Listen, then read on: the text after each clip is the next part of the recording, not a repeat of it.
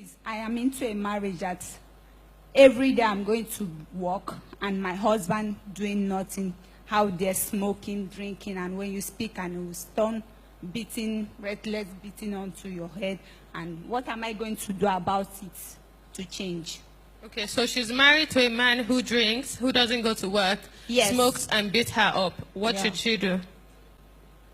What leads to the beating? I want us to be real. Most of us women, our mouths are sharper than razor. This man is already down and out, and then you want to stamp on him. He would react, and the reaction would be blows. A man that is at home, not going to work, was he working before? If he was, what led to his staying at home? Did he lose his job? Or you married him knowing he was a layabout? You see, that marriage is not easy. I'm not beating you down, my sister. I was in an abusive marriage, but I was the agent of that abuse. Because my mouth was very sharp. My husband was a military man. You can imagine a man in the office who is a senior officer who controls men. When he says a word, they all say, aye, sir. And then you are talking to him as if it's nothing. He cannot tolerate that. So I want us to go to the beginning. Examine yourself. What do I say to him before he begins to beat me? Should I change the tactics that I use in addressing him? If you married him a smoker, a drinker, you know what comes for, drinking. Because when you drink, you lose your senses.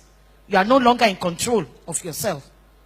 If you married him like that, believing that you would change him, then you have to stay in there and continue to pray.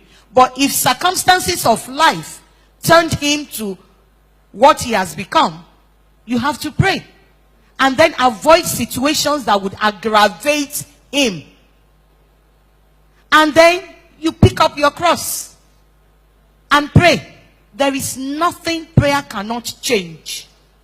But you have to pay the price. It's not automatic. You can't go to work and cook for him, or you refuse to cook for him, or when you cook and he's eating, you are telling him you sat down there the whole day, you didn't do anything. Now you are eating. See your mouth so you can eat. How much money did you bring for you to eat? Oh, you want to eat pala, you want to eat fresh fish. When your money can't buy okoeko, and you expect that man to keep quiet. Sometimes we are the architects of our problem in these marriages. But like my sister said, if that is not the situation, you have examined yourself.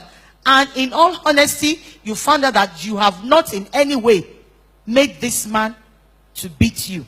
And the beating is getting to a dangerous level. You need to step out of that marriage for a season.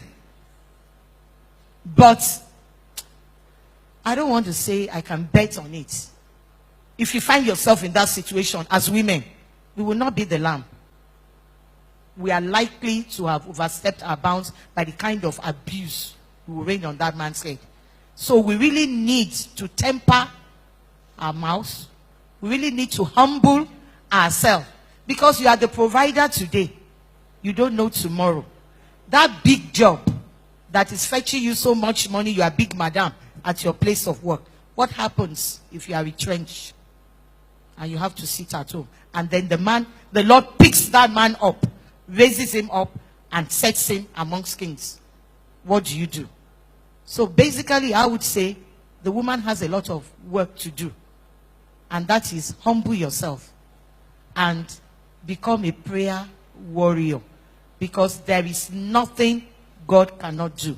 And I want every woman who has the opportunity to go and watch this movie, The War Room. When you watch that movie, you see the power of mentoring. An older woman mentoring a younger woman to be the best.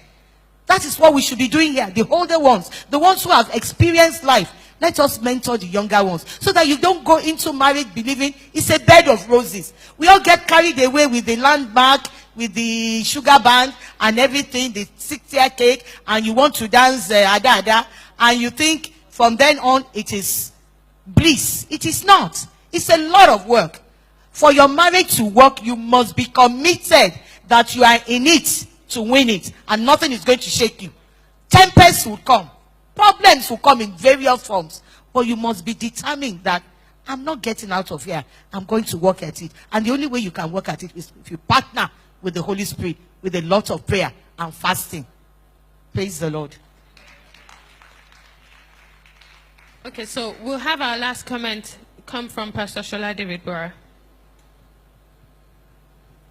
I think Pastor Roti really made the point I was going to make, about just making sure you're not the one that is making the situation worse.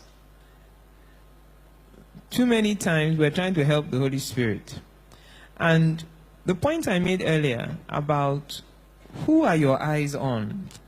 Because, when you go into marriage, I remember when I was going into marriage, one of my prayer points was, Father, into your hands I commend my spirit. Because you don't know the person you are marrying. No matter, you might have known the person for years, but yeah, it's you and God that you're going into the marriage. And I'm telling you the truth, if the real person shows up after marriage, even you've been pretending all along. They've never seen your hair untidy. You're always well behaved.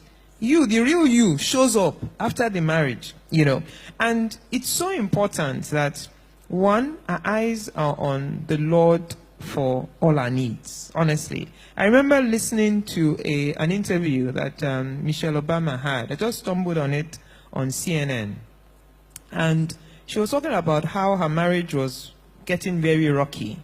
When the husband decided to be a politician, he would disappear on Sunday night and come back on Friday. She alone with 2 young children, and things were so bad, he was about to break up. And she told herself that, okay, what are my needs? She said she looked at herself in the mirror. What are my needs?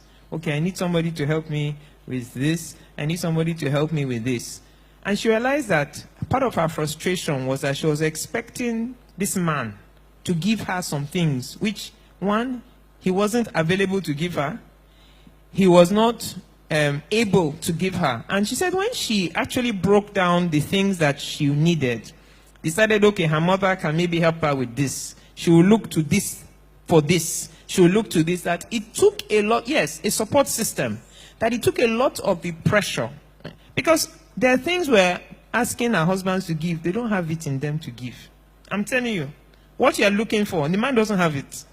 And it brings a lot of frustration. So the point I'm making is, let us, one, keep our eyes on the Lord as our provider, okay?